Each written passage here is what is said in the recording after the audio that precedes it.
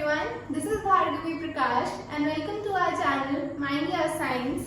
हम पढ़ रहे थे साथ में इलेक्ट्रिक फील्ड के बारे में। अब तक हमने जितनी भी वीडियोस की हैं उसमें हमने देखा कि इलेक्ट्रिक फील्ड क्या है, वो कैसे ओरिजिनेट हुई, कैसे एक चार्ज उसमें प्लेस्ड होता है, कैसे हमें उसकी डायरेक्शन पता लगती है टेंजेंट ड्रॉ करके, और बहुत सारी हमने प्रॉपर्टीज देखी। फिर हमने की कुछ डेरिवेशंस जिसमें हमें सबसे पहले क्या मिला था, डायपोल मिला था, जिसमें क्या थे, एक चार्ज दूसरा चार्ज और उनके बीच एक डिस्टेंस था जिसे हम कहते हैं 2a।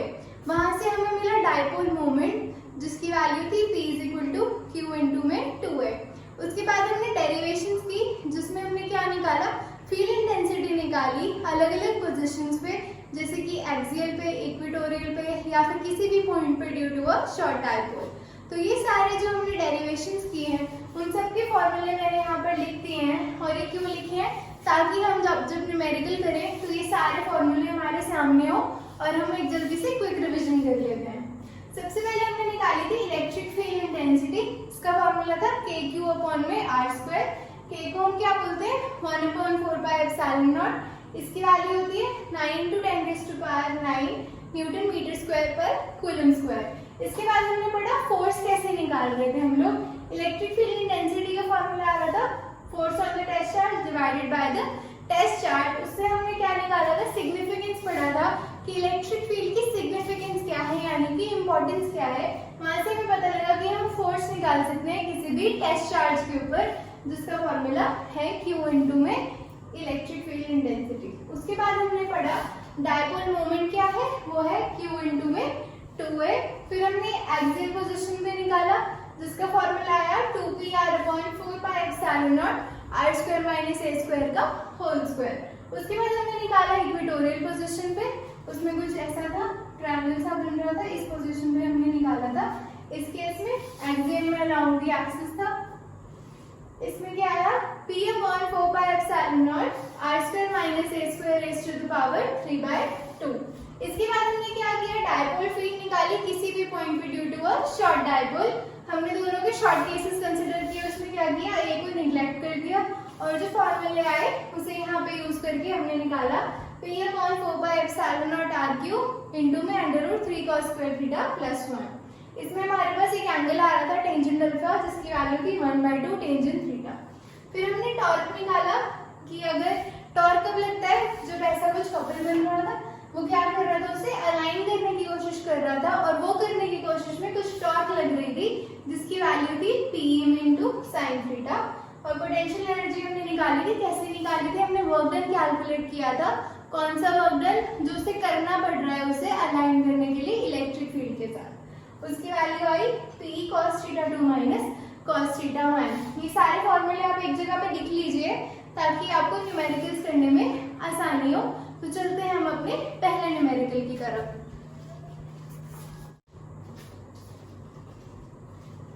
पहला क्वेश्चन क्या दिया हुआ है हमें, a free pitch ball of mass 6 gram carries a positive charge of 1/3 × 10⁻⁷ coulomb. हम क्या करेंगे, साथ साथ इसे लिखते रहते हैं। हमारे पास गिवन क्या दिया है, क्या दिया हुआ है, हमें एक बॉल दी हुई है जिसका मास कितना है, 6 ग्राम है। इसे हम कन्वर्ट कर लेंगे किलोग्राम में। ये बन जाएगा 6 × 10⁻³ kg। क्यों, क्योंकि 1 किलोग्राम में 1000 ग्राम होते हैं, तो इस केस में क्या होगा, डिवाइड होगा, क्योंकि हम छोटे से बड़ी क्वांटिटी पे जा रहे हैं। कितना चार्ज है हमारे पास, Q1 मान लीजिए इसे 1/3 × 10⁻⁷ कूलम। ये ऑलरेडी कूलम में है तो इसे चेंज करने की कोई जरूरत नहीं है। हमें क्या निकालना है, to find nature and magnitude of charge that should be given to a second pitch ball.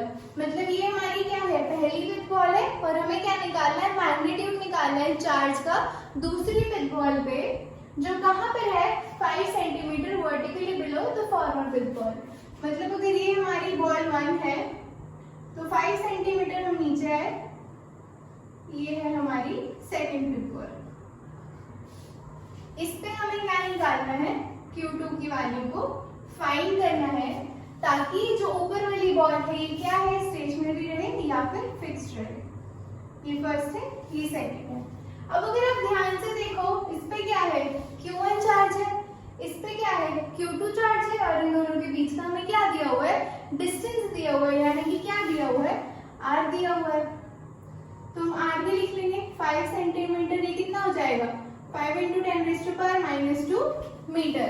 क्या है हमारे पास गिवन क्वेश्चन में, हमें एक बॉल दी हुई है जिसका मास कितना है, इतना, और इस पे चार्ज कितना है, 1/3 × 10⁻⁷ कूलम है। अब हमें क्या दिया हुआ है, एक और बॉल है जो 5 सेंटीमीटर इसके नीचे पड़ी हुई है, जिसपे हमें क्या निकालना है, चार्ज निकालना है। और ये कितना क्या बन गया हमारा, R बन गया। क्यों बन गया, क्योंकि हमारे पास ऐसे Q1 होता था और ऐसे Q2 होता था, और इन दोनों के बीच के सेपरेशन डिस्टेंस को हम क्या बोलते थे, R बोलते थे। तो इस केस में R हमारे पास क्या है, 5 सेंटीमीटर गिवन है। इसे हमने सिंपली मीटर में कन्वर्ट कर लिया। क्यों, कैसे किया, 1 मीटर में 100 सेंटीमीटर होते हैं, तो 1 सेंटीमीटर में 1/100 मीटर होंगे। तो इसे डिवाइड कर दिया हमने सिंपली 5/100। तो ये कितना आ गया, 5 × 10⁻⁻² मीटर। अब इस केस में हम क्या कर सकते हैं, हमें पता है कि कोई भी चार्ज है तो वो क्या करता है, फोर्स एक्सपीरियंस करता है। और फोर्स का फॉर्मूला क्या होता है हमारे पास, मास इनटू में एक्सेलरेशन। ये फॉर्मूला हम 11th क्लास से पढ़ते आ रहे हैं, क्या कि फोर्स क्या होता है, मास इनटू में एक्सेलरेशन।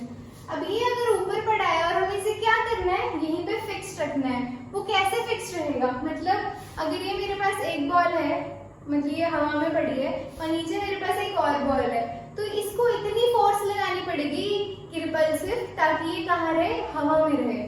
अब ये कैसे है, सपोज कर लो 2 मैग्नेट्स है हमारे पास, ठीक है, ये एक मैग्नेट है, ये दूसरा मैग्नेट है। हम बचपन में करते नहीं थे, इन्हें पास लेकर आते थे, लेकिन उस केस में क्या होता था, हम बहुत पास ले आते थे, तो हमें क्या फील होता था, वो क्या कर रहे हैं, एक दूसरे से दूर जाने की कोशिश कर रहे हैं और अट्रैक्ट नहीं हो रहे हैं। वही सेम केस प्रिंसिपल यहाँ पर यूज हो रहा है कि ये इस पे कुछ रिपल्सिव फोर्स लगाएगा, तभी तो ये हवा में रह पाएगा। हवा में रहने का मतलब क्या है, फिक्स रह पाएगा अपनी पोजीशन पे, यहाँ से हिलेगा नहीं, यानी कि 5 सेंटीमीटर का डिस्टेंस इसमें क्या रहेगा, मेंटेन रहेगा। मास हमारे पास इसमें गिवन है, इसे हम लिख लेंगे। और एक्सेलरेशन कौन सी है इस केस में, एक्सेलरेशन ड्यू टू ग्रेविटी, क्योंकि क्या है, ये नीचे की तरफ अट्रैक्ट होगा, कितनी स्पीड से होगा, कितनी एक्सेलरेशन से होगा, g से होगा। तो ये तो हमारे पास आ गई फोर्स जो m/g है। अब ये जो हमारी फोर्स है किस पे लग रही है, चार्ज पे लग रही है, और चार्ज पे जो फोर्स लगती है उसका फॉर्मूला हमारे पास हमें पता है क्या होता है, 1/4πε0 Q1 Q2 R²।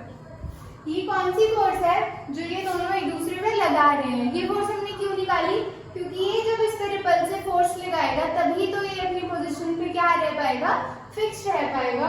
और दूसरी फोर्स कौन सी है, जो ये नीचे की तरफ इसको खींचेगी, वो कौन सी है, ग्रेविटी की, और वो कितनी फोर्स हो जाएगी, m/g, यानी कि मास इनटू में एक्सेलरेशन। इसमें हम क्या करेंगे, वैल्यू पुट कर देंगे।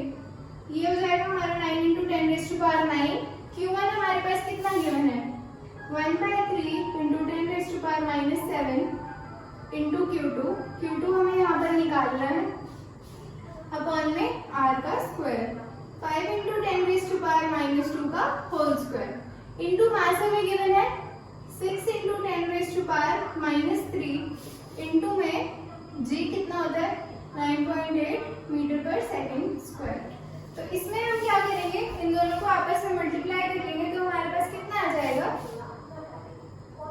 58.8 × 10⁻³ 6 को 9.8 से मल्टीप्लाई करने पे कितना आता है, 58.8 × 10⁻³ अब इसमें हमारे पास क्या गिवन नहीं है, Q2 गिवन नहीं है, तो ये क्या हो जाएगा, 58.8 × 10⁻³ ये सारा टर्म नीचे चला जाएगा, 9 × 10⁻⁹ इंटू 1/3 × 10⁻⁷ इंटू में ये इधर जाके मल्टीप्लाई हो जाएगा, 5 × 10⁻² का होल स्क्वायर।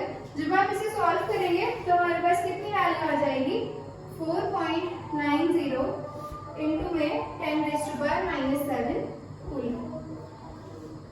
क्या किया हमने, सिंपली वैल्यूज पुट की है, और क्या किया, क्रॉस मल्टीप्लाई किया है। हमारे पास इसकी वैल्यू 9 × 10⁻⁹ थी, Q1 गिवन था, Q2 निकालना था, R हमारे पास सेपरेशन डिस्टेंस था ये था, इसका हमने स्क्वायर कर दिया। m की वैल्यू हमें ये दी हुई है 9.8, एक्सेलरेशन ड्यू टू ग्रेविटी की फिक्स्ड वैल्यू होती है, और Q2 हमें इसमें से निकालना था, जिसकी वैल्यू हमने क्या कर ली, निकाल ली 4.90 × 10⁻⁻7 कूलम। अब इस क्वेश्चन का जो मेन कंसेप्ट ये समझने का है कि हमने फोर्स को m/g क्यों रखा है। वो क्यों रखा है, क्योंकि हमें इसकी फोर्स निकालनी है जो इस पे लगाया गया है, ताकि ऊपर वाला पार्ट क्या रहे, फिक्स्ड रहे और ये अपनी पोजीशन से मूव ना करे। इसलिए हमने इन दोनों को इक्वेट किया है और अपनी Q2 की वैल्यू को निकाल लिया। तो ये था हमारा पहला क्वेश्चन। चलते हैं हमारे सेकंड क्वेश्चन पे।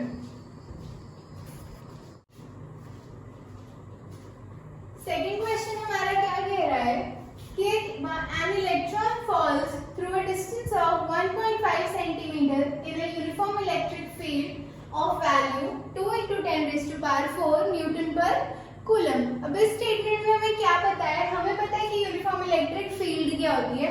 तो सबसे पहले वो बना देते हैं, क्या होती है, पैरेलल होती है और इक्विडिस्टेंट होती है। तो ये बना ली हमने अपनी इलेक्ट्रिक फील्ड बना ली हमने। अभी क्या कह रहा है, इसमें क्या हो रहा है, इलेक्ट्रॉन गिर रहा है कितने डिस्टेंस तक, 1.5 सेंटीमीटर तक। मतलब ये हमारा इलेक्ट्रॉन था और ये गिर रहा है कितने डिस्टेंस पे, 1.5 सेंटीमीटर। वाई डिनोट कर रहा है हमारे डिस्टेंस को।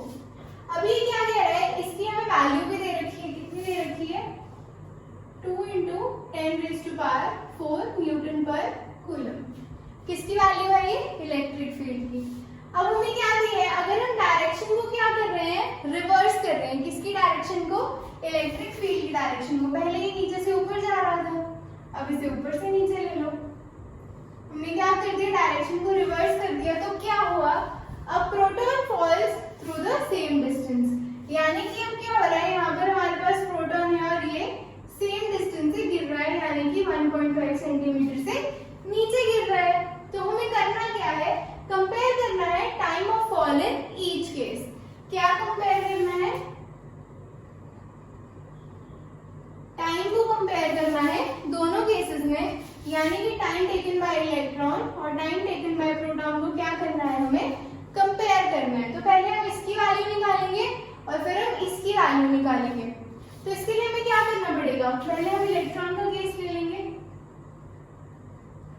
हमें क्या पता है इलेक्ट्रॉन के बारे में, चार्ज ऑन इलेक्ट्रॉन क्या होता है, 1.6 × 10⁻⁻19 कूलम होता है, नेगेटिव होता है। बट हम क्या कर देंगे, साइन को लेकर नहीं चलेंगे, सिर्फ मैग्नीट्यूड लेकर चलेंगे। तो क्यूबी की वैल्यू इतनी आ गई। मास ऑफ इलेक्ट्रॉन हमें पता है 9 × 10⁻31 kg। अभी इलेक्ट्रॉन कहाँ पड़ा है, फील्ड में पड़ा है, तो इस पे क्या लग रही होगी, कुछ फोर्स लग रही होगी। तो फोर्स का फॉर्मूला क्या पढ़ा था हमने क्या पढ़ा था कि हमारी जो इलेक्ट्रिक फील्ड इंटेंसिटी होती है वो क्या होती है, force on test charge divided by the test charge.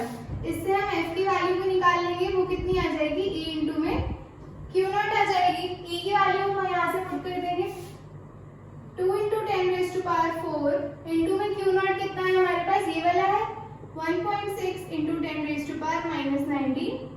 ठीक है, इसको जब हम सॉल्व करेंगे तो हमारे पास कितनी वैल्यू आ जाएगी,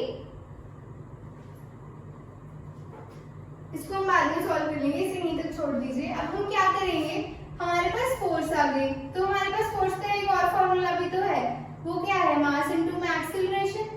ये कितना हो जाएगा, m इंटू में a। अब हमारे पास F की वैल्यू भी है और m की वैल्यू भी है, तो हम क्या निकालेंगे, एक्सेलरेशन की वैल्यू निकालेंगे। तो a कितना आ जाएगा, F डिवाइडेड बाय m।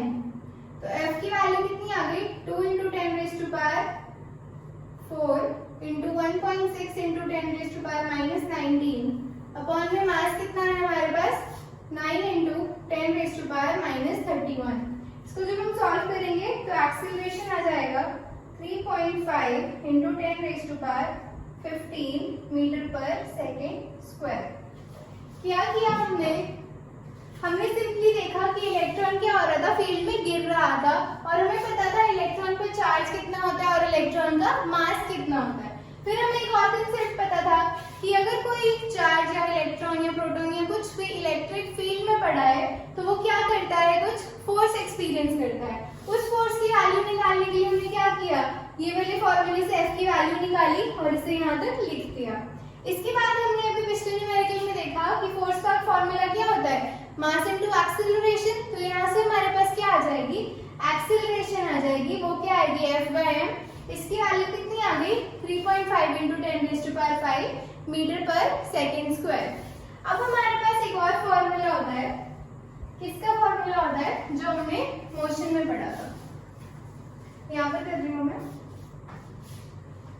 क्या होता है हमारे पास फॉर्मूला, S = ut + ½ at²। ये हमने 11 में पढ़ा था जब हम मोशन का चैप्टर कर रहे थे। तो हमारे पास 3 इक्वेशंस होती है मोशन की, v = u + at, ये वाली और एक और होती है। तो हमें फिलहाल ये वाली यूज करनी है। क्यों करनी है, क्योंकि हमारे पास s गिवन है, s हमारा कितना है, y है। इनिशियल वेलोसिटी का क्या कंसेप्ट होता है, इनिशियल वेलोसिटी वो वेलोसिटी है जो टाइम 0 पे होती है। अब इनिशियली तो ये इलेक्ट्रॉन क्या होगा, रेस्ट पे रहा होगा, क्योंकि जब इस पे फोर्स लगनी शुरू हुई तभी तो इसने मूव किया ना। तो इनिशियल वेलोसिटी 0 हो गई, तो ये पूरा टर्म क्या हो गया हमारे पास, 0 हो गया और बचा क्या, ½ at²। अब अगर आप पूछो मेरे से कि मैंने इक्वेशन क्यों यूज की है, क्योंकि मुझे क्या निकालना था, टाइम निकालना था जो इलेक्ट्रॉन ले रहा था यहाँ से यहाँ मूव करने में, कहाँ पर, इलेक्ट्रिक फील्ड के अंदर। तो ये वाला फॉर्मूला यूज करके ही हम टाइम निकाल सकते थे। तो इससे t की वैल्यू क्या आ जाएगी, √2y/a। सारी वैल्यूज हमारे पास पड़ी हुई है, √2 × 1.5 × 10⁻⁻² हो जाएगा, सेंटीमीटर को मीटर में कन्वर्ट किया है, अपॉन एक्सेलरेशन कितना है, 3.5 × 10⁻15 है। यहाँ से जब हम t की वैल्यू निकालेंगे तो हमारे पास t की वैल्यू आ रही है 2.9 × 10⁻⁹ सेकेंड। तो ये वो टाइम है जो इलेक्ट्रॉन को लग रहा है 1.5 सेंटीमीटर का डिस्टेंस कवर करने के लिए, कहाँ पर, जो वो इलेक्ट्रिक फील्ड में रखा हुआ है। ये निकाल लिया हमने इलेक्ट्रॉन के लिए। सिमिलरली हम क्या करेंगे, प्रोटॉन के लिए निकाल लेंगे।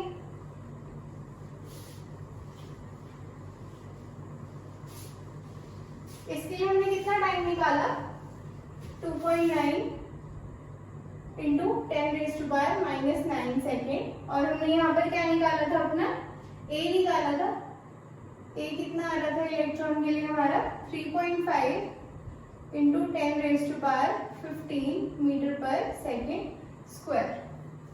तो ये हमारे पास दोनों वैल्यूज आ गई, मैंने यहाँ पर लिख दी है। अब हम क्या करेंगे, प्रोटॉन का केस करेंगे। प्रोटॉन का चार्ज भी हमें पता है, QP कितना होता है, 1.6 × 10⁻⁻19 कूलम। फर्क सिर्फ साइन का होता है, इलेक्ट्रॉन पे चार्ज नेगेटिव होता है और प्रोटॉन पे उतना ही चार्ज होता है, किसमें, पॉजिटिव वैल्यू। अब मास क्या होता है प्रोटॉन का, 1.67 × 10⁻⁻27 kg, ये हमें पता है। इसके बाद हम क्या करेंगे, सिमिलरली क्या निकाल लेंगे, फोर्स निकाल लेंगे, फोर्स निकाल लेंगे। फोर्स से हमारे पास क्या आती है, एक्सीलरेशन आती है, AP हो जाएगी हमारी, ये आ जाएगी फोर्स अपॉन मास। फोर्स हमारे पास कितनी आएगी, QP इंटू में E अपॉन में मास ऑफ प्रोटॉन। QP हमारे पास कितना है, 1.6 × 10⁻⁻19 इंटू 2 × 10⁴ ED की वैल्यू, अपॉन में मास कितना है, 1.67 × 10⁻⁻27। इसे जब हम सॉल्व कर लेंगे तो हमारे पास वैल्यू आएगी 1.92 × 10⁻12 मीटर पर सेकेंड स्क्वायर। तो इतनी एक्सेलरेशन से एक प्रोटॉन ट्रैवल करेगा, कब करेगा, जब हम इसकी डायरेक्शन को क्या कर देंगे, रिवर्स कर देंगे। तो अब यहाँ इलेक्ट्रॉन की जगह कौन ट्रैवल कर रहा है, प्रोटॉन ट्रैवल कर रहा है, वही सेम डिस्टेंस ट्रैवल कर रहा है। तो ये वाला फॉर्मूला भी हम यूज करके t निकाल सकते हैं। t क्या है हमारे पास, √2y / a √2 इंटू y कितना है हमारे पास, 1.5 ही है, 1.5 × 10⁻⁻2 मीटर में कन्वर्ट करने के लिए। और AP हमारे पास कितनी है, 1.92 × 10⁻12 मीटर पर सेकेंड स्क्वायर में है। इसे जब हम सॉल्व कर लेंगे तो हमारे पास कितनी वैल्यू आ रही है, 1.25 × -7 सेकेंड्स। तो इसने तो इतना टाइम लिया, इलेक्ट्रॉन ने वही डिस्टेंस ट्रैवल करने के लिए, और इसने कितना लिया 1.25 × 10⁻⁻7 सेकेंड। हमें इन्हें क्या करना था, कंपेयर करना था। कंपेयर करने के लिए हम सिंपली क्या करते हैं, दोनों वैल्यूज को डिवाइड कर देते हैं, यानी कि हम T electron divided by T proton कर देंगे। तो ये करने से हम क्या करेंगे, वैल्यू पुट करेंगे 2.9 × 10⁻⁹ -9 डिवाइडेड बाय 1.25 × 10⁻⁷। इसे सॉल्व करके हमारे पास आएगा 2.3 × 10⁻²। तो ये हमने क्या कर लिया, हमने पहले क्या किया, फिर से रिवाइज कर लेते हैं एक बार। हमारे पास गिवन था कि हमारे पास एक इलेक्ट्रिक फील्ड है जिसमें हमने इलेक्ट्रॉन को रखा है, और उस पर कुछ फोर्स लगने की वजह से वो क्या कर रहा है, कुछ डिस्टेंस ट्रैवल कर रहा था। वो डिस्टेंस कितना था, 1.5 सेंटीमीटर था। यही हमने जब इस फील्ड को रिवर्स कर दिया, यानी कि पहले डायरेक्शन ऐसी थी, अब हमने डायरेक्शन ऐसी कर दी, और हमने जब इसमें प्रोटॉन रखा तो वो वही डिस्टेंस ट्रैवल कर रहा था। तो हमें क्या निकालना था, टाइम निकालना था, जो इलेक्ट्रॉन ने लिया और जो टाइम प्रोटॉन ने लिया, और उन दोनों को कंपेयर करना था। कंपेयर करने का सिंपल सा मीनिंग होता है कि हमने डिवाइड करके देखा कि दोनों में कितना फर्क है। तो हमने क्या किया, हमें सबसे पहले हमें क्या पता था, चार्ज कितना होता है इलेक्ट्रॉन पे और इलेक्ट्रॉन का मास कितना होता है। उन दोनों को यूज करके हमने क्या किया, फोर्स निकाली, फोर्स से हमने एक्सेलरेशन निकाल ली। सेम किया हमने दोनों केसेस में। उसके बाद हमने इक्वेशन ऑफ मोशन यूज की, s = ut + ½ at²। इससे हमने क्या किया, t की वैल्यू को निकाला दोनों केसेस में और उन दोनों को डिवाइड कर दिया। तो हमें क्या पता लगा, जो टाइम टेकन बाय इलेक्ट्रॉन है वो 2.3 × 10⁻² ऑफ Tp है, यानी कि T इलेक्ट्रॉन कम टाइम ले रहा है as compare to T proton, time taken by proton. तो अब हमसे इसमें और क्या पूछा गया है, compare the time of fall in each case, ये हम कर चुके हैं। सेकंड पार्ट क्या था, contrast the situation with that of free fall under gravity. मैंने आपको पिछले क्वेश्चन में क्या बताया, हमारे पास क्या थी, बॉल थी। अब इस पे तो जो फोर्स लग रही थी वो कौन सी लग रही थी, एक्सेलरेशन ड्यू टू ग्रेविटी की वजह से लग रही थी, मल्टीप्लाइड बाय जो इसका मास था। लेकिन इस केस में हमने क्या किया, एक्सेलरेशन खुद निकाली, हमने क्या किया, एक्सेलरेशन ड्यू टू ग्रेविटी को कंसिडर नहीं किया। तो ये पूछ रहा है क्या हमें फ्री फॉल अंडर ग्रेविटी को इसमें कंसिडर करना चाहिए या नहीं करना चाहिए। तो देखते हैं एक्सेलरेशन की वैल्यू कितनी आएगी हमारे पास। जब हमने इलेक्ट्रॉन का केस देखा 3.5 × 10⁻15 आई, तो ये 10⁻15 है किसके केस में, इलेक्ट्रॉन के केस में, और प्रोटॉन के केस में हमारे पास कितनी आ रही है, 10⁻12 मीटर/सेकंड² में होता है ये। और जो हमारी g की वैल्यू होती है वो कितनी होती है, 9.8 होती है। अब अगर आप इन तीनों को कंपेयर करो, या फिर पहले आप g को v के साथ कंपेयर कर लो, तो 10⁻15 बहुत ही बड़ा मैग्नीट्यूड है इन कंपैरिजन टू 9.8, और 10⁻12 भी सिमिलरली बहुत ही बड़ा पैरामीटर है इन कंपैरिजन टू 9.8 मीटर/सेकंड²। तो हम क्या कर देंगे, इसे हम इन केसेस में क्या कर सकते हैं, निग्लेक्ट कर सकते हैं, क्योंकि हमारे पास वैसे क्या आ रही है, बहुत ज्यादा वैल्यू आ रही है, और प्रोटॉन के केस में भी बहुत ज्यादा वैल्यू आ रही है। तो हमने कॉन्ट्रास्ट कर ली situation with that of free fall under gravity. तो ये था हमारे सेकंड क्वेश्चन। अब चलते हैं हमारे थर्ड क्वेश्चन पे।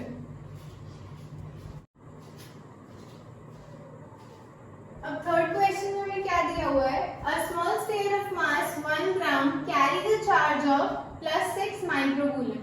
हमें क्या दिया हुआ है, एक स्फीयर दिया हुआ है जिसका मास कितना है हमारे पास 1 ग्राम, और ये कितना चार्ज कैरी कर रहा है, +6 माइक्रोकूलम। जो स्फीयर है इसे हमने क्या करा हुआ है, सस्पेंडेड बाय अ स्ट्रिंग, यानी कि हमारे पास यहाँ पर कुछ तार है, ये क्या है, हमारी स्ट्रिंग है, इस पे हमने इसे क्या करा हुआ है, ऐसे बांध के लटकाया हुआ है, ठीक है। और ये किस में पड़ा है, इलेक्ट्रिक फील्ड में पड़ा है। तो हमारे पास क्या गिवन है, इलेक्ट्रिक फील्ड गिवन है कितनी, 400 न्यूटन/कूलम, और ये कैसे एक्ट कर रही है, डाउनवर्ड एक्ट कर रही है। हमें इसकी क्या दी हुई है, डायरेक्शन भी गिवन है। हमें क्या करना है, टेंशन निकालनी है, टू फाइंड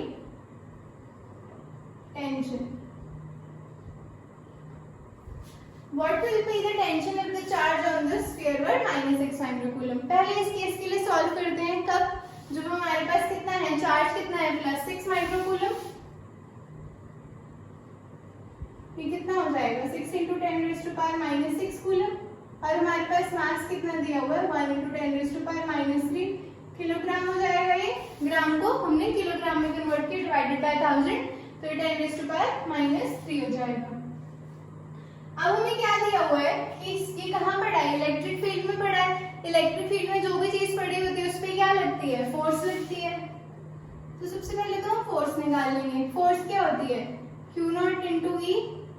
इसमें हमारे पास Q की वैल्यू क्या है, 6 × 10⁻⁻6 इंटू में 400। तो जब हम इसे सॉल्व कर लेंगे, 6 × 10⁻⁻6 इंटू में 400, तो हमारे पास इसको हम क्या करेंगे, एज इट इज छोड़ देंगे, बाद में हम इसे यूज कर लेंगे। तो हमें क्या करना है, अब ये क्या कर रहा है, सिंपली पड़ा हुआ है, तो इस पे कैसी फोर्स लगेगी, ग्रेविटी की वजह से लगेगी। वो कितनी होगी, mg के इक्वल होगी। और जो टेंशन होती है वो हमेशा क्या होती है, ऑपोजिट डायरेक्शन में होती है। इसे कैसे याद रखना है, मतलब आपको जैसे एग्जाम्स के लिए पढ़ना होता है तो आपको क्या हो जाता है, स्ट्रेस हो जाता है। तो स्ट्रेस क्या करता है, आपको पढ़ने से रोकता है एक तरह से, तो वो क्या है, ऑपोजिट डायरेक्शन में लगता है। तो जहां पर भी ये वाली फोर्स लगेगी, इसके ऑपोजिट में टेंशन T लगेगी। तो अगर हमें टोटल फोर्स निकालनी है जो सिस्टम पे एक्ट कर रही है, तो वो कितनी हो जाएगी हमारे पास, T = F + mg। ये हमने कैसे किया, जो हमारी T थी वो कहाँ लग रही थी, ऑपोजिट डायरेक्शन में। और अगर हमारी जो फोर्स है ये कहाँ लग रही है, इसके ऑपोजिट डायरेक्शन में। और E भी कहाँ है हमारा, ऑपोजिट डायरेक्शन में है, तो फोर्स भी कहाँ लगेगी, इसी डायरेक्शन में लगेगी। तो इसलिए हमने क्या किया, इसको T = F + mg कर दिया। अगर आपको ये समझ नहीं आ रहा है तो आप इसे कैसे देख सकते हो, T उस डायरेक्शन में है तो ये कितना होगा, -mg। और ये भी कितना है, इसके ऑपोजिट डायरेक्शन में है, तो फोर्स भी कहाँ लगेगी, ऑपोजिट डायरेक्शन में लगेगी, =0। तो यहाँ से कितना आ जाएगा, T = F + mg। अब चाहो तो इस कंसेप्ट से कर लो, बस याद क्या रखना है, टेंशन ऑपोजिट डायरेक्शन में है, एक्सेलरेशन ड्यू टू ग्रेविटी हमेशा नीचे लगती है। इलेक्ट्रिक फील्ड की क्योंकि डायरेक्शन नीचे है, तो फोर्स भी चार्ज पे कहाँ लग रही है, नीचे की तरफ लग रही है। तो इस वजह से क्या है, F = F + T = F + mg। अब F की वैल्यू कितनी है, 6 × 10⁻⁻6 इंटू में 400 प्लस m कितना है हमारे पास, 10⁻³ इंटू में 9.8। g क्या है हमारी, एक्सेलरेशन ड्यू टू ग्रेविटी, जिसकी वैल्यू क्या होती है, 9.8। जब हम इसे सॉल्व कर लेंगे तो हमारे पास वैल्यू कितनी आ रही है, 1.22 × 10⁻⁻2 न्यूटन। और हम क्या, अब हमें ये हमने कौन सी टेंशन निकाल ली, जो इस पे लग रही है, कब लग रही है, जो हमारा चार्ज क्या है, +6 माइक्रोकूलम है। अब ये क्या कह रहा है कि कितनी टेंशन होगी अगर हम चार्ज को -6 माइक्रोकूलम कर दें। अगर हम चार्ज को चेंज कर दें और जो हमारी डायरेक्शन है इलेक्ट्रिक फील्ड की वो सेम रहे, तो क्या होगी, फोर्स की डायरेक्शन रिवर्स हो जाएगी। इसे कैसे याद रखना है, जब हमारा चार्ज क्या है, पॉजिटिव है, तो जो डायरेक्शन होती है वो कहाँ लगती है, पॉजिटिव की तरफ। तो फोर्स भी कहाँ लग रही थी, इलेक्ट्रिक फील्ड की डायरेक्शन की तरफ। तो ये दोनों क्या थे, आपस में इक्वल थे। बट जब हमारा चार्ज क्या है, नेगेटिव है, तो जो फोर्स की डायरेक्शन होती है वो ऑपोजिट हो जाती है इसके E के। तो इस केस में क्या होगा, T के साथ हमारा क्या जुड़ जाएगा, फोर्स जुड़ जाएगी, और ये क्या होगी, mg हमारा ऑपोजिट डायरेक्शन में लग रहा है, यानी कि T - mg + F।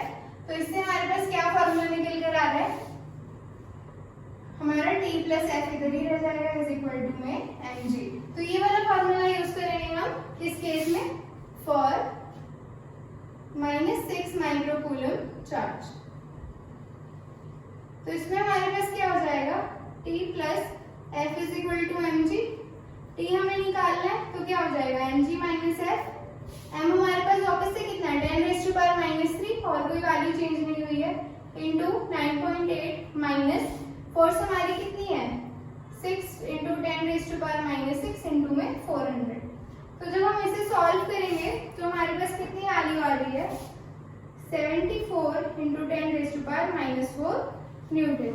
क्या किया हमने इस क्वेश्चन में, पहले हमारे पास क्या दिया हुआ था, एक स्ट्रिंग थी जिससे एक बॉल क्या थी, सस्पेंडेड थी। तो सस्पेंडेड थी कहाँ पे थी, इलेक्ट्रिक फील्ड में थी। तो इलेक्ट्रिक फील्ड में कोई भी चीज पड़ी होती है जिसपे चार्ज है तो उसपे क्या लगती है, फोर्स लगती है। तो फोर्स का फॉर्मूला Q0 × E होता है। ये हमने यहाँ तक सॉल्व करके लिख लिया। उसके बाद हमने क्या देखा, अब ये क्या है, ऐसे पड़ी हुई है तो इस पे कौन सी लगेगी, फोर्स ऑफ ग्रेविटी लगेगी, जिसका फॉर्मूला क्या होता है, m×g, मास इनटू एक्सेलरेशन। तो अब हमने क्या देखा, हमारे पास दो फोर्सेस आ गई। एक फोर्स थी जो इस पे लग रही थी डाउनवर्ड डायरेक्शन में, किसकी वजह से, इलेक्ट्रिक फील्ड की वजह से, और दूसरी फोर्स थी जो ड्यू टू ग्रेविटी लग रही थी। हमने इन दोनों को यूज करके हमारी टेंशन निकाल ली। कैसे निकाली, जो टेंशन थी वो ऑपोजिट डायरेक्शन में थी और फोर्स वाली सेम डायरेक्शन में थे। तो tension is equal to F + mg आ गया। अब दूसरा केस क्या था, ये चार्ज क्या हो गया, माइनस हो गया। तो जो फोर्स थी इसकी डायरेक्शन क्या हो गई, रिवर्स हो गई, क्योंकि E की डायरेक्शन तो क्या थी, सेम थी। सिर्फ क्या हुआ, चार्ज का साइन रिवर्स होने की वजह से फोर्स की डायरेक्शन रिवर्स हो गई। और फोर्स क्या हो गया, टेंशन में ऐड हो गई और ये एज इट इज नीचे ही रहा, क्योंकि एक्सेलरेशन ड्यू टू ग्रेविटी हमेशा कहीं भी किसी भी न्यूमेरिकल में यूज करोगे वो हमेशा कहाँ लगेगी, डाउनवर्ड लगेगी। तो ये हमारे पास सारे पैरामीटर्स आ गए। तो हमने क्या फॉर्मूला निकाला, T + F = mg। यहाँ से हमने T की वैल्यू निकाल ली, इस केस में भी और इस केस में भी। तो ये था हमारा थर्ड न्यूमेरिकल। आइए अगले न्यूमेरिकल पे चलते हैं। फोर्थ क्वेश्चन में हमारे पास क्या गिवन है, दो चार्जेस हैं जिनके ऊपर चार्ज कितना है, 1 माइक्रोकूलम, लेकिन क्या है, साइन इनका ऑपोजिट है। और ये क्या है, 1 सेंटीमीटर अपार्ट प्लेस्ड है। तो क्या दिया हुआ है हमारे पास, दो चार्जेस हैं Q1 और Q2, और ये कहाँ पर कितना है, 1 सेंटीमीटर, इन दोनों के बीच का क्या है, डिस्टेंस है। और हमें क्या दिया हुआ है, कहाँ पे इलेक्ट्रिक फील्ड हमें निकालनी है at a point distance 10 centimetre from the mid point. हमारे पास इसका मिड पॉइंट होता है, हमारे पास एक पॉइंट दिया हुआ है जो कि 10 सेंटीमीटर अवे है, किससे, इससे। तो ये कौन सा केस बन गया हमारे पास, electric field intensity on the axial line of dipole. Dipole क्यों है ये, क्योंकि ये क्या है, नेगेटिव है, ये पॉजिटिव है, हमें दिया हुआ है क्या है, उनके साइन क्या है, ऑपोजिट है, लेकिन मैग्नीट्यूड क्या है, एकदम सेम है। तो ये क्या बन गया, डायपोल का केस बन गया। वैल्यूज लिख लेंगे, क्यों कितना है, 1 माइक्रोकूलम 10⁻⁻⁶ कूलम हो जाएगा। ये हमारा क्या होता है, 2a होता है। तो 2a कितना आ गया हमारे पास, 1 सेंटीमीटर आ गया। इसको कन्वर्ट कर लेंगे, 1 × 10⁻⁻² मीटर।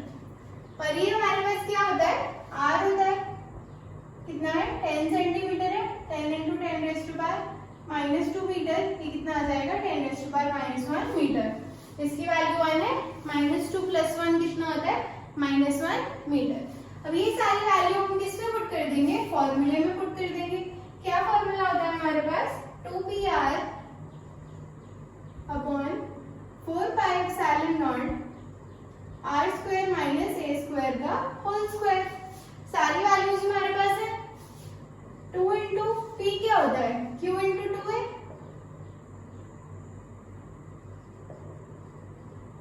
इंटू में r एज इट इज है, 4πε0 r² - a² 2 as it is. q की वैल्यू कितनी है, 10⁻⁻⁶। हम क्या करते थे, magnitude of either charge multiplied by the distance between them. तो हम क्या ले रहे हैं, सिर्फ मैग्नीट्यूड ले रहे हैं, साइन को कंसीडर इस केस में नहीं किया जाता, क्योंकि डायपोल मोमेंट का फॉर्मूले की डेफिनेशन ही यही है, क्या है, magnitude of either charge multiplied by the distance between the two charges. तो ये क्या आ गया, 10⁻⁻⁶। 2a हमारे पास कितना दिया हुआ है, 10⁻⁻2 इंटू में r है, r हमारा कितना है, 10⁻⁻1। 4πε0 की वैल्यू कितनी होती है, 9 × 10⁻9 होती है। इसकी वैल्यू हमने पुट कर दी, अपॉन में क्या है, क्या r कितना है हमारा, 10⁻⁻1 का होल स्क्वायर माइनस a कितना है हमारे पास, 1/2 × 10⁻2 का होल स्क्वायर। तो जब हम इन सब वैल्यूज को सब्स्टिट्यूट करके क्या कर लेंगे, सॉल्व कर लेंगे, तो हमारे पास आंसर कितना आ जाएगा, 18 × 10⁻4 न्यूटन पर कूलम। इस केस में हमने कुछ नहीं किया, सिंपली क्या किया, फॉर्मूला यूज किया है। किसका formula? Electric field intensity on the axial line of dipole, जिसका हमारे पास ये फॉर्मूला होता है। हमने सिंपली डायग्राम ड्रॉ किया, हमें पता था ये 2a होता है, ये r होता है। इन सारी वैल्यूज को पुट करके हमारे पास फाइनल आंसर क्या आ गया? 18 × 10⁴ न्यूटन पर कूलम। तो ये था हमारा क्वेश्चन नंबर 4। चलते हैं क्वेश्चन नंबर 5 पे।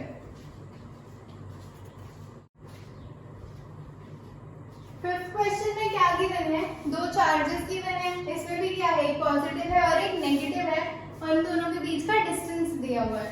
तो ये क्या बनेगा? एक तरह से हमारा डायपोल बनेगा। ये है हमारा -20 और ये है हमारा +20।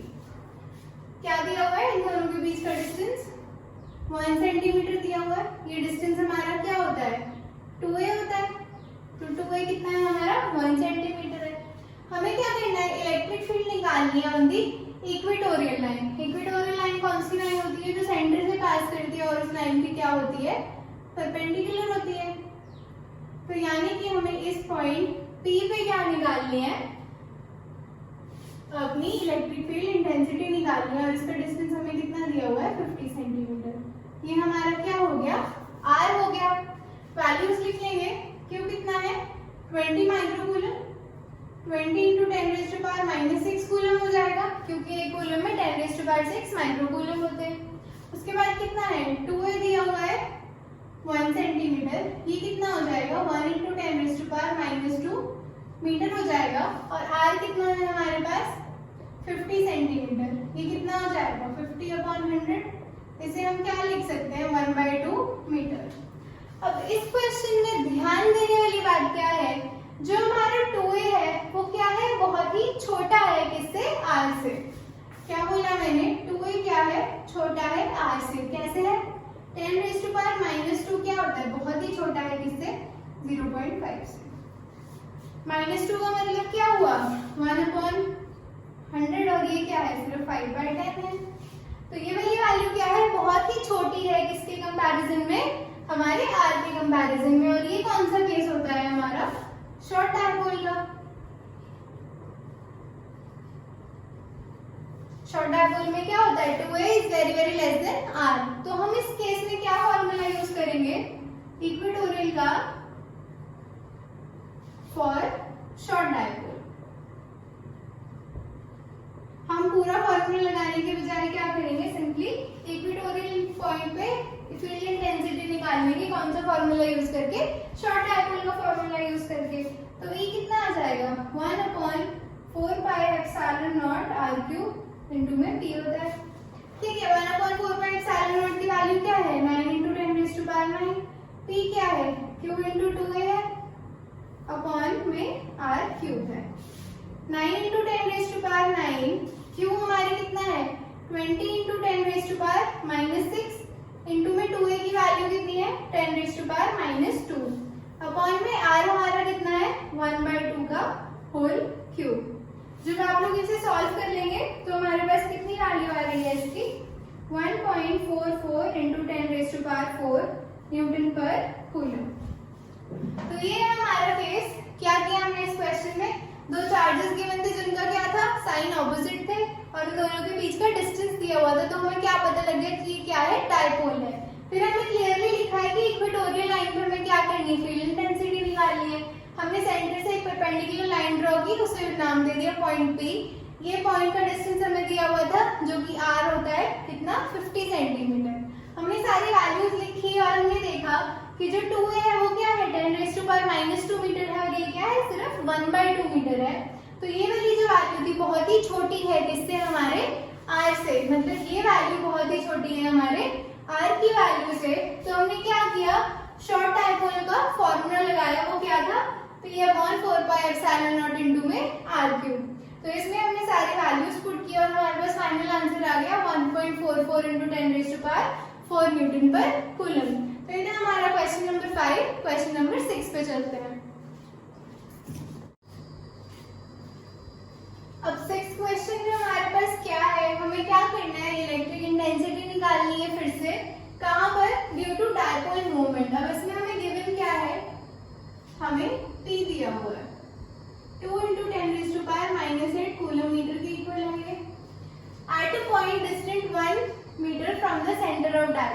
सेंटर ऑफ डायपोल से लेके पॉइंट तक का जो भी डिस्टेंस होता है उसे हम क्या कहते हैं, आर कहते हैं। कितना दिया हुआ है, 1 मीटर दिया हुआ है, पहले से ही मीटर है, कन्वर्ट करने की जरूरत नहीं है। When the line joining the point to the center of dipole makes an angle of 60 degree, हमें इसमें क्या दिया हुआ है, थीटा दिया हुआ है, कितना 60 डिग्री दिया हुआ है। अब अगर आप फॉर्मूला को देखो तो थीटा हमारे पास कौन से केस में होता है, जब हमें क्या निकालनी होती है, field intensity at any point due to a short dipole. तो यहाँ पर उसी का हम फॉर्मूला लगा देंगे ई निकालने के लिए। क्या फॉर्मूला होता है हमारे पास, P upon 4 pi epsilon naught into में r cube under root cos square theta plus 1।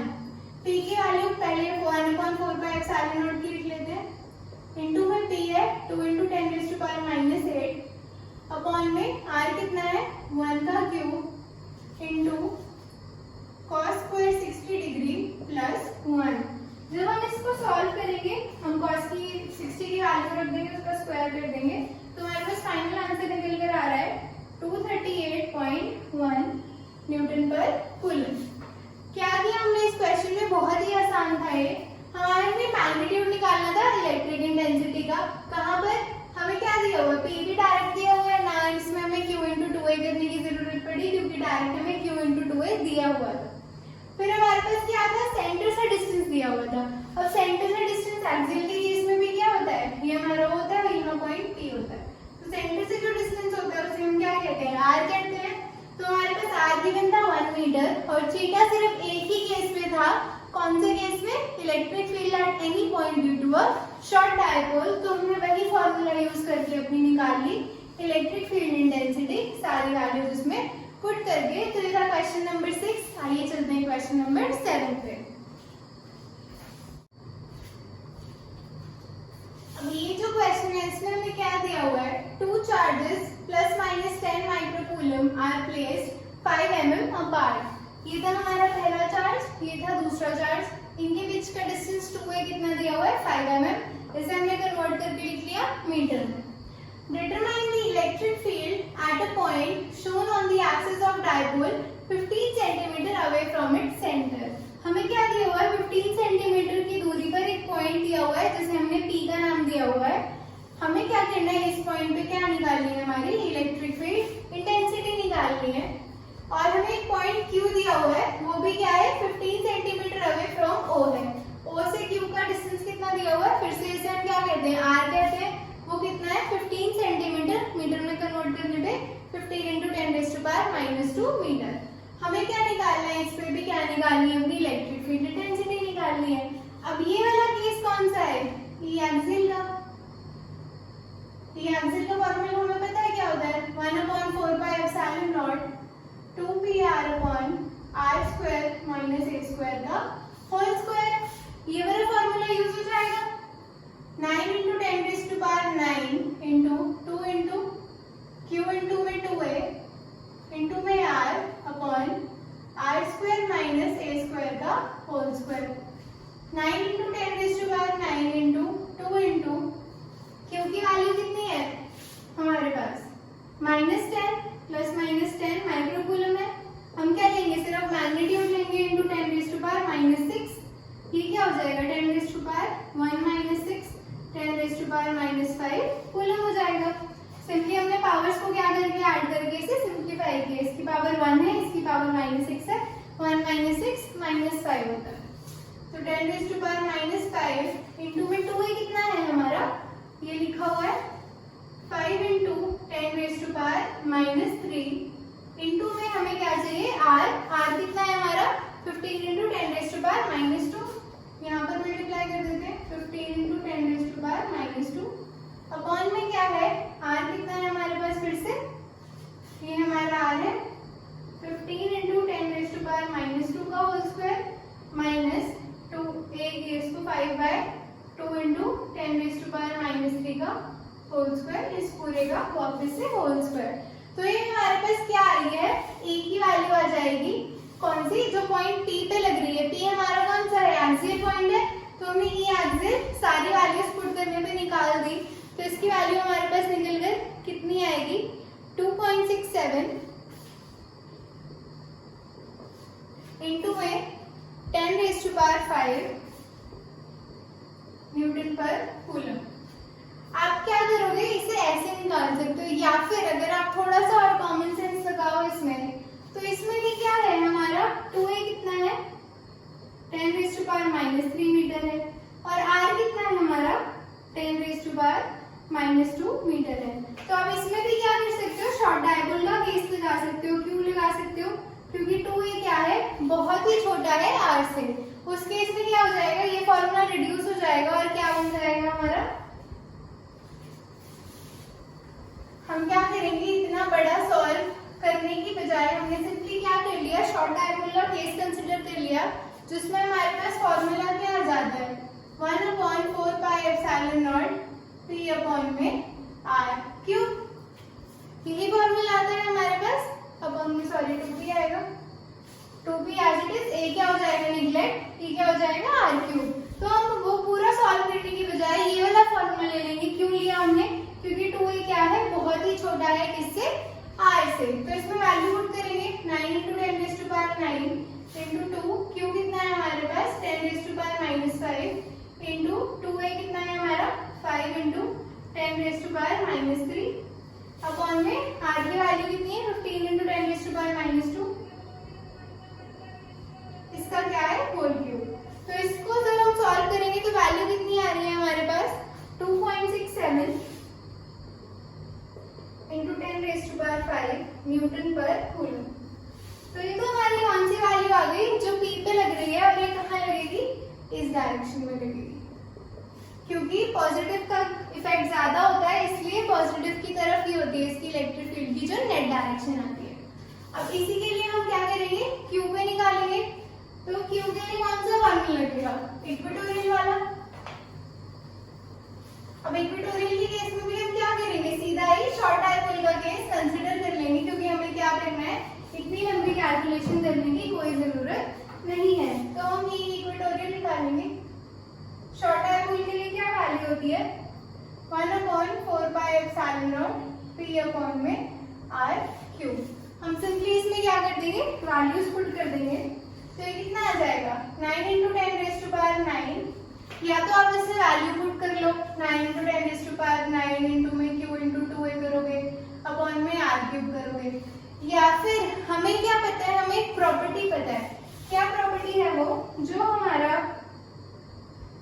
E equatorial होता है वो क्या होता है 1/2 ऑफ E एक्सियल होता है। कैसे होता है, जो E एक्सियल था उसमें क्या फर्क था, यहाँ पर सिर्फ एक 2 ही तो एक्स्ट्रा लगा हुआ था ना, तो अगर आप इस 2 को यहाँ ले जाओ तो वो क्या हो जाएगी, हमारी E एक्सियल की वैल्यू हो जाएगी। तो हमें क्या पता लगा, E इक्वेटोरियल क्या है, हाफ है किसका, E एक्सियल का। तो हमारे पास जो एक्सियल की वैल्यू आई है उसको हम सीधा क्या कर देंगे, हाफ कर देंगे। तो ये कितना हो जाएगा, हाफ इंटू 2.67 इंटू 10⁵5। इसे सॉल्व करने पे हमारे पास आ जाएगा 1.33 इंटू 10⁵5 न्यूटन पर कूलम। क्या किया हमने, रिवाइज कर लेते हैं। पहले हमने निकाली थी पॉइंट P, फिर हमने क्या किया, एक्सियल का फॉर्मूला लिया, उसमें क्या होता है 1/4πε0 2/2 उसे सॉल्व करने में हमारे पास कितनी वैल्यू आई, ये वैल्यू आई। उसके बाद हमें क्या करना था, इक्वेटोरियल पोजीशन पे फील्ड इंटेंसिटी की वैल्यू निकालनी थी। तो हमें क्या पता था, हमें ये पता था कि जो E इक्वेटोरियल होती है वो आधी होती है किसकी, E एक्सियल की, क्योंकि इसमें क्या होता है बस 2p का फर्क होता है, यहाँ पे क्या लगा होता है 2 लगा होता है। इस केस में क्या होता है 2 नहीं होता। तो अगर हम इसे यहाँ ले जाए 2 को, तो हमें क्या पता लगता है, E इक्वेटोरियल क्या है, हाफ है किसका, E एक्सियल का। तो हमने ये वाला कंसेप्ट यूज करके अपनी सारी कैलकुलेशन को क्या कर दिया, छोटा कर दिया। स्टार्टिंग में भी हमने क्या किया, पहले जब हम सॉल्व कर रहे थे बहुत ज्यादा वेरिएबल आ गए थे, बहुत ज्यादा कैलकुलेशन हो गई थी, वहां पे भी हमने कंसेप्ट किसका लगाया, शॉर्ट डायपोल का, और अपनी कैलकुलेशन को रिड्यूस कर दिया ये वाला फॉर्मूला लगा के। इस केस में भी हमने वैल्यू पुट करने की बजाय क्या किया, सिंपली हमारा कंसेप्ट यूज किया, और ये हमारी सिंपली हमारा आंसर निकल कर आ गया। कैसे, सिर्फ 2 से डिवाइड करने से। तो जब भी आप न्यूमेरिकल करो तो कंसेप्ट हमेशा याद रखना, शॉर्ट डायपोल का केस, ये वाला फॉर्मूला याद रखना। तो क्या होगा, आपका कैलकुलेशन का टाइम बहुत ही कम हो जाएगा। तो इसमें कैलकुलेशन का दिमाग से ज्यादा क्या चाहिए, कंसेप्चुअल दिमाग चाहिए। ये समझना जरूरी है कि क्वेश्चन में क्या पूछा जा रहा है और जो भी पैरामीटर्स हमारे पास गिवन है क्या वो कंपेरेबल है या फिर कंपेरेबल नहीं है। कंपेरेबल का मतलब क्या होता है, क्या ऐसी कुछ कंडीशन बन रही है या फिर नहीं बन रही। नहीं बन रही तो फिर तो कोई ऑप्शन ही नहीं है, पूरा सॉल्व करना पड़ेगा। अगर बन रही है तो आप ऐसे क्या कर सकते हो, अपने पूरी कैलकुलेशन को छोटा कर सकते हो। तो ये था हमारा क्वेश्चन 7। चलिए चलते हैं हमारे अगले क्वेश्चन पे। अब इस क्वेश्चन में हमारे पास क्या है, फिर से डाइपोल दिया हुआ है। उसमें क्या है, दो चार्जेस है हमारे पास, ठीक है। ये हमारा माइनस क्यू होता है, ये हमारा प्लस क्यू होता है। इनके बीच का डिस्टेंस हमारे पास 2a होता है, इसे हम क्या कहते हैं, हमारा डाइपोल कहते हैं। अभी क्या है, सेपरेटेड है बाय डिस्टेंस ऑफ 2 सेंटीमीटर, यानी कि 2a कितना हो गया, 2 सेंटीमीटर, 2 × 10⁻⁻2 मीटर। जो डाइपोल है वो कहाँ रखा है, फील्ड में रखा है, और फील्ड की वैल्यू कितनी है हमारे पास, 10⁵ न्यूटन पर कूलम। हमें क्या निकालना है, मैक्सिमम टॉर्क निकालनी है। अगर अब आपको टॉर्क का फॉर्मूला याद हो, हमने क्या पढ़ा था, टाउ = TE sin थीटा। अब इसमें आप सोचोगे यार थीटा तो है ही नहीं, बट हमें थीटा क्या है, गिवन है, लेकिन छुपा हुआ गिवन है। हमें क्या निकालनी है, मैक्सिमम टॉर्क निकालनी है। तो जो मैक्सिमम टॉर्क कब लगेगी किसी पे भी, हमने इसको कैसे पढ़ा था, हमारे पास ऐसी कुछ क्या थी, यूनिफॉर्म फील्ड लाइन थी, ऐसे कुछ थीटा एंगल पे हमारा क्या था, डाइपोल प्लेस्ड था। ये हमारा माइनस क्यू था, ये हमारा प्लस क्यू था, इसके बीच का डिस्टेंस हमारे पास 2a गिवन था। और हम क्या हमने क्या कहा था कि ये क्या करता है, कपल फॉर्म करता है। तो इस केस में मैक्सिमम फील्ड कब लगेगी, जब इसके साथ अलाइन होगा, यानी कि जब हमारा थीटा कितना होगा, 90 डिग्री होगा। तो मैक्सिमम टॉर्क किसी भी सिस्टम में तब लगती है जब थीटा की वैल्यू कितनी है, 90 डिग्री है। इसे क्या कर लेना, नोट कर लेना, इसे कभी नहीं भूलना, कहीं आप ऐसे में चक्कर में पड़ जाओ, यार थीटा तो दिया ही नहीं हुआ तो किससे निकालोगे। इसमें क्या है, मैक्सिमम टॉर्क निकालना, और मैक्सिमम टॉर्क के केस में क्या होता है, थीटा 90 डिग्री होता है। तो हमारे पास सब कुछ गिवन है, P क्या होता है हमारा, Q × 2 है, ये हो जाएगा।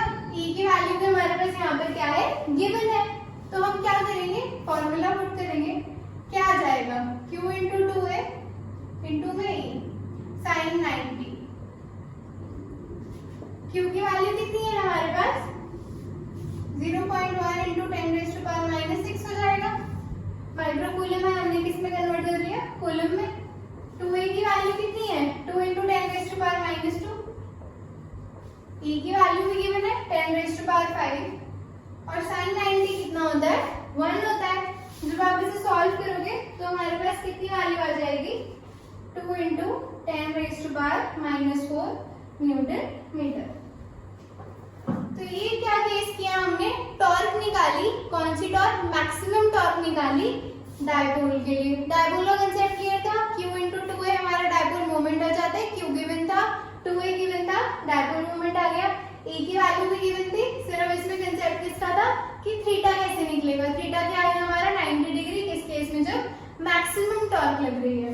आपकी जो कैलकुलेशन है ये आप खुद करो, क्योंकि अगर मैं यहाँ पूरा कैलकुलेट कराऊंगी तो क्या होगा, हमारा टाइम और भी ज्यादा वेस्ट होगा। तो न्यूमेरिकल में मेन होता है कंसेप्ट को समझना कि कैसे कैसे हम फॉर्मूले को जो हमने अब तक पढ़े हैं डेरिवेशन में, उसे अप्लाई कैसे करना है। तो वो होता है मेन सीखने का काम। कैलकुलेशंस आप खुद भी कर सकते हो, सिंपल होती है यार वैसे भी। सबसे पहले जो 10 की पावर है इन्हें अलग निकाल के सॉल्व कर लो, उसके बाद जो बच गया है उसे सिंपली मल्टीप्लाई करना होता है। तो इस तरह से अगर आप सॉल्व करोगे तो बहुत आराम से सॉल्व हो जाएगा। ये था 8 क्वेश्चन, हमारा लास्ट क्वेश्चन रह गया, वो भी जल्दी से सॉल्व कर लेते हैं। अब 9th क्वेश्चन में क्या गिवन है, हमारे पास एक इलेक्ट्रिक डाइपोल है जिसका मोमेंट है 5 × 10⁻⁸ कूलम मीटर। क्या गिवन है हमारे पास, P गिवन है 5 × 10⁻⁸ कूलम मीटर, और वो अलाइंड है इन अ यूनिफॉर्म इलेक्ट्रिक फील्ड। अब ये हमारी क्या है, इलेक्ट्रिक फील्ड है, कौन से वाली, यूनिफॉर्म वाली।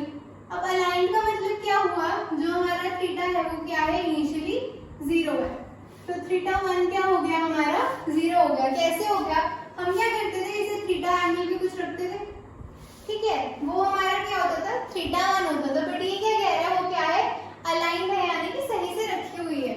तो θ1 हमारा क्या हो जाएगा, जहां पे भी अलाइन का केस ठीक है। और इलेक्ट्रिक फील्ड की वैल्यू कितना दिया हुआ है हमें 1.44 इंटू 10⁴ न्यूटन पर coulomb. Calculate the potential energy, हमें क्या निकालनी है, पोटेंशियल एनर्जी निकालनी है जो हमें लगेगी to hold the dipole at 60 degree. मतलब इनिशियली θ1 क्या है 0 है और θ2 कितना दिया हुआ है 60 डिग्री दिया हुआ है। तो ये हमारे पास गिवन है, फॉर्मूला हमें पता है क्या होता है -P cos θ2 माइनस cos θ1। ये हमने कल डिराइव किया था। P की वैल्यू कितनी है हमारे पास 5 इंटू 10⁻⁻8 इंटू V कितना है 1.44 इंटू 10⁴ इंटू में क्या है cos 60 माइनस cos 0। तो इसमें जब आप वैल्यू पुट करोगे तो हमारे पास क्या वैल्यू निकल कर आएगी -7.2 इंटू 10⁻⁴ और ये क्या आ जाएगा 0.5 माइनस 1। cos 60 1/2 होता है, 1/2 को 0.5 लिख सकते हैं, cos 0 हमारा 1 होता है। तो जब आप इसे करोगे तो ये -0.5 आएगा, इसका -0.5 और ये इसका साइन क्या हो जाएगा कैंसिल हो जाएगा। क्या बनेगा ये -7.2 इंटू 10⁻⁴ इंटू में -0.5। ये क्या हो जाएंगे साइन आपस में कैंसिल हो जाएंगे और हमारे पास एक पॉजिटिव वैल्यू आएगी जिसकी क्या वैल्यू है 3.6 इंटू 10⁻⁴ जूल्स। वर्क डन की वैल्यू कितनी होती है जूल में होती है। तो ये है हमारा लास्ट न्यूमेरिकल। इसमें हमने क्या किया, हमें गिवन था एक डायपोल मोमेंट दिया हुआ था, इनिशियली वो क्या था अलाइंड था, तो हमने एंगल कितना ले लिया θ1 = 0। अब वो क्या प्लेस था इलेक्ट्रिक फील्ड में, इलेक्ट्रिक फील्ड की वैल्यू भी हमें क्या थी गिवन थी और हमें क्या दिया हुआ था कि 60 डिग्री पे उसे होल्ड करके रखना है। तो 60 डिग्री हमारा क्या हो गया θ2 हो गया। ये लिखा है ना to hold the dipole at 60 degree with the direction of electric field. तो θ2 कितना हो गया हमारा 60 डिग्री। ये चारों वैल्यूज हमने यहाँ पे अपने फॉर्मूले में पुट की और हमारा आंसर कितना आ गया 3.6 इंटू 10⁻⁴ जूल्स। तो ये मैंने आपको सारे न्यूमेरिकल करा दिए जितने भी इस चैप्टर के इंपॉर्टेंट है या फिर जो एग्जाम में आ सकते हैं। इसमें कुछ भी नहीं है, आपको क्या करना है फॉर्मूला याद रखना है और कंसेप्ट याद रखना है। कहाँ पे शॉर्ट डायपोल लगेगा, कहाँ पे एक्सियल लगेगा, कहाँ पे इक्वेटोरियल लगेगा, कहाँ cos θ वाला फॉर्मूला लगेगा, कैसे टॉर्क निकालनी है, मैक्सिमम टॉर्क कैसे आती है, sin θ 90 क्यों लिया, थीटा को 90 क्यों लिया, वो सिर्फ आपको क्या करना है समझना है, तब क्या होगा ये न्यूमेरिकल बहुत ही इजी लगेंगे। तो ये था हमारा आज का लेक्चर, सारे न्यूमेरिकल्स मैंने करा दिए हैं। अगर आपको वीडियो पसंद आई तो वीडियो को लाइक शेयर और सब्सक्राइब कर देना चैनल को। अगर आपको कोई डाउट है या फिर आपको कोई अपना न्यूमेरिकल सॉल्व करवाना है तो आप अपना न्यूमेरिकल नीचे कमेंट में लिख देना, मैं आपको सॉल्व करके दे दूंगी। थैंक यू सो मच ये वीडियो देखने के लिए।